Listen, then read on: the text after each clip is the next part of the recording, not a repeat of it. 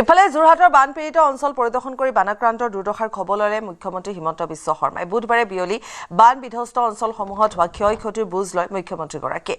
যোৰহাটৰ ভোগদৈ মথাউৰি ছিগি যোৱা 5টা অংশৰ নিৰ্মাণ শীঘ্ৰে কৰা হ'ব বুলি মুখ্যমন্ত্ৰী হিমন্ত বিশ্ব শৰ্মাই সদৰি কৰে। ভোগদৈ নদীৰ মথাউৰিৰ ছিঙা 5টা অংশৰ পুনৰ নিৰ্মাণৰ এমাহৰ ভিতৰত সম্পূৰ্ণ কৰাৰ লগতে পৰৱৰ্তী সময়ত এই মথাউৰিটো শক্তিশালী কৰা ব্যৱস্থা লোৱা হ'ব বুলি জানিবলৈ দিয়ে। ভোগদৈ নদীৰ খনন সন্দৰ্ভত তাৎপৰ্যপূৰ্ণ মন্তব্য কৰে মুখ্যমন্ত্ৰীয়ে। খনন কৰাৰ পিছত ইয়াৰ ফলাফল কি ওলাব তাক লৈ প্ৰশ্নবোধক থাকি যাব বুলিও তেওঁ মত ব্যক্ত কৰে।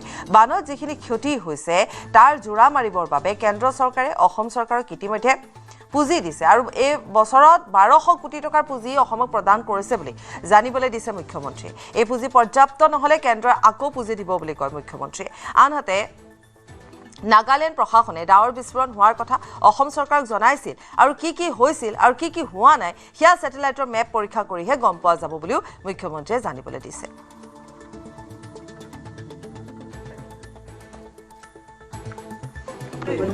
এইবাৰৰ বানপানীত ভোগদৈ নদীৰ পাৰৰ মথাউৰি যথেষ্ট ক্ষতি হৈছে। প্ৰায় 5টাকৈ জাগাত মথাউৰি ভাঙিছে। আজি মই শ'লমাৰালৈ আহি গোটেই পৰিস্থিতিৰ বুজ ল'লোঁ। আমি অহা এমাহৰ ভিতৰত 5টা জাগাই 7 দিন কৰি আমি 5টা জাগাৰে যি মথাউৰি ভাঙিছে তাক আমি সুন্দৰ কৰি দিম। পৰৱৰ্তী সময়ত এই মথাউৰিটো শক্তিশালী কৰাৰ